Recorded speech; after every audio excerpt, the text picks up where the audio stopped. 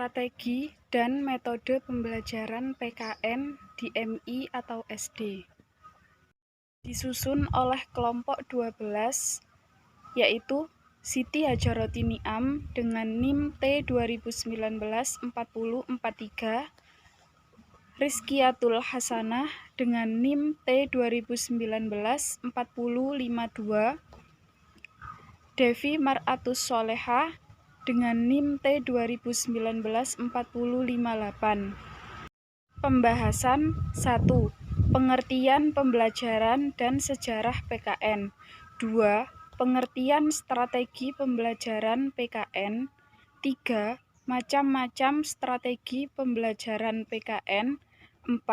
Macam-macam metode pembelajaran PKN. 1. Pengertian pembelajaran dan sejarah PKN. Pembelajaran PKN merupakan salah satu mata pelajaran pokok di sekolah yang bertujuan untuk mengembangkan kecerdasan warga negara dalam dimensi spiritual, rasional, emosional, dan sosial, mengembangkan tanggung jawab sebagai warga negara, serta mengembangkan anak didik berpartisipasi sebagai warga negara, supaya menjadi warga negara yang baik.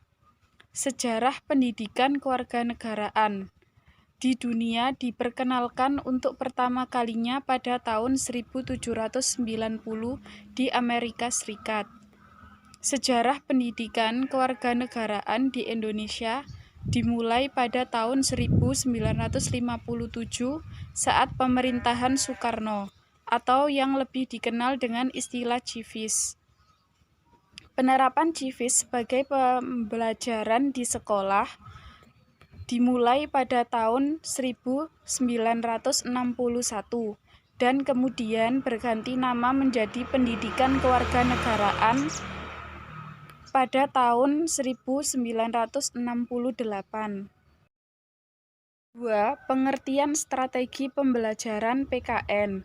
Strategi pembelajaran adalah pendekatan menyeluruh dalam suatu sistem pembelajaran yang berupa pedoman umum dan kerangka kegiatan untuk mencapai tujuan umum pembelajaran, yang melukiskan prosedur sistematis dalam membantu usaha belajar peserta didik, mengorganisasikan pengalaman belajar, mengatur dan merencanakan bahan ajar untuk mencapai tujuan pembelajaran tertentu.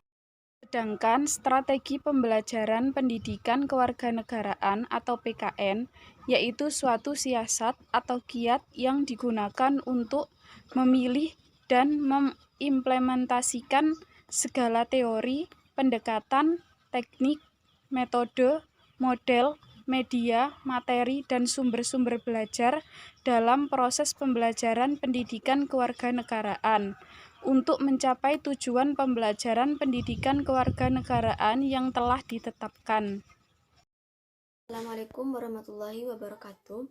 Perkenalkan, nama saya Rizkiatul Hasanah, NIM T 2019-4052. Di sini saya akan menjelaskan mengenai macam-macam strategi pembelajaran PKN, yaitu untuk kelas rendah. Yang pertama di sini ada strategi ekspositori, yaitu merupakan strategi pembelajaran yang menekankan kepada proses penyampaian materi secara verbal dari seorang guru kepada sekelompok siswa, dengan maksud agar siswa dapat menguasai materi secara optimal. Metode pembelajaran yang tepat menggambarkan strategi ini yaitu ada metode ceramah, metode demonstrasi, dan metode sosiodrama. Yang kedua yaitu ada contextual teaching learning, yaitu merupakan strategi konsep belajar yang membantu guru untuk mengaitkan antara materi pembelajaran dengan situasi dunia nyata siswa dan mendorong siswa membuat hubungan antara pengetahuan yang dimilikinya dengan penerapan dalam kehidupan mereka sehari-hari. Metode yang digunakan yaitu metode demonstrasi, metode sosiodrama. Yang selanjutnya yaitu untuk kelas tinggi.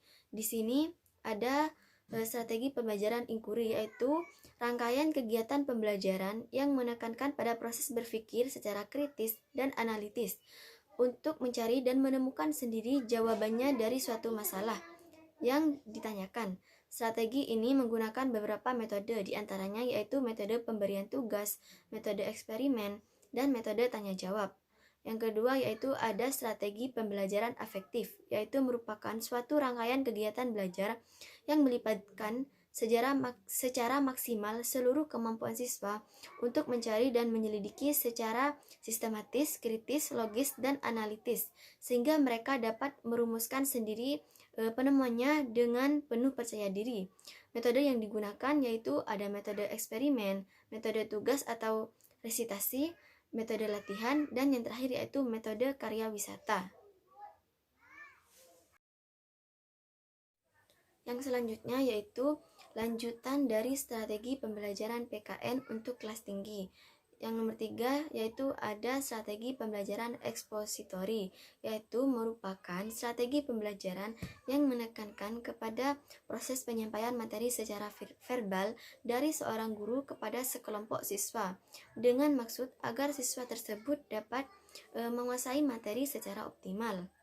Yang keempat yaitu ada contextual teaching learning, yaitu merupakan konsep belajar yang membantu guru untuk mengaitkan antara materi pembelajaran dengan situasi dunia nyata siswa dan mendorong siswa membuat hubungan antara pengetahuan yang dimilikinya dengan penerapannya dalam kehidupan mereka sehari-hari.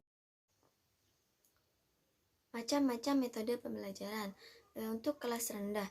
Yang pertama di sini ada metode ceramah, yaitu merupakan metode yang dalam penyampaian materi bahan ajar melalui penjelasan dan penuturan lisan pendidik kepada peserta didik.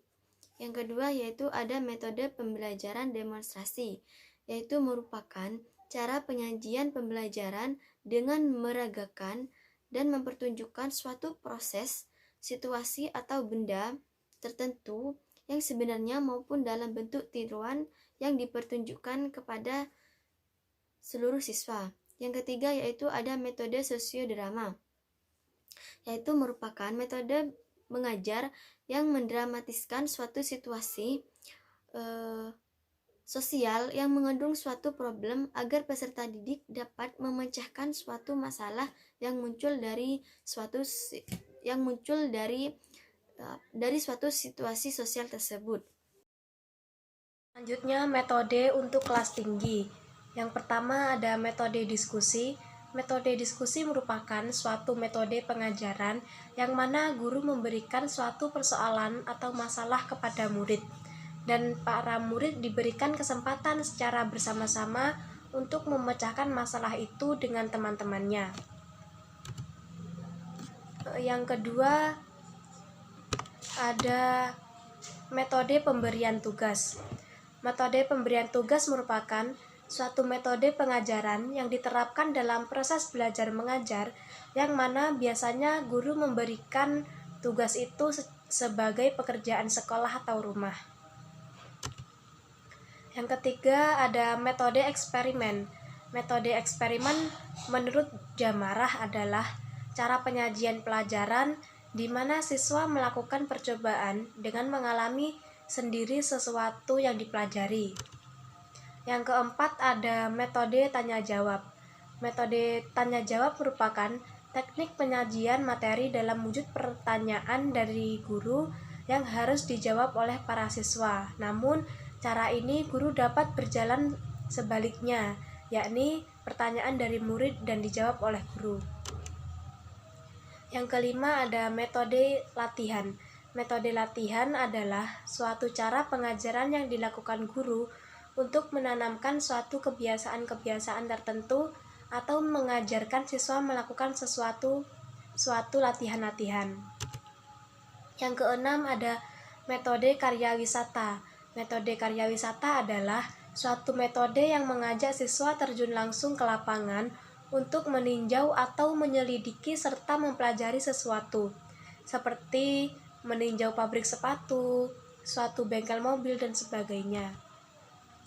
Kesimpulannya adalah metode yang dipilih dalam pembelajaran PKN harus disesuaikan dengan karakteristik tujuan pembelajaran PKN, karakteristik materi pembelajaran PKN, situasi dan lingkungan belajar siswa, tingkat perkembangan dan kemampuan belajar siswa, waktu yang tersedia, dan kebutuhan siswa itu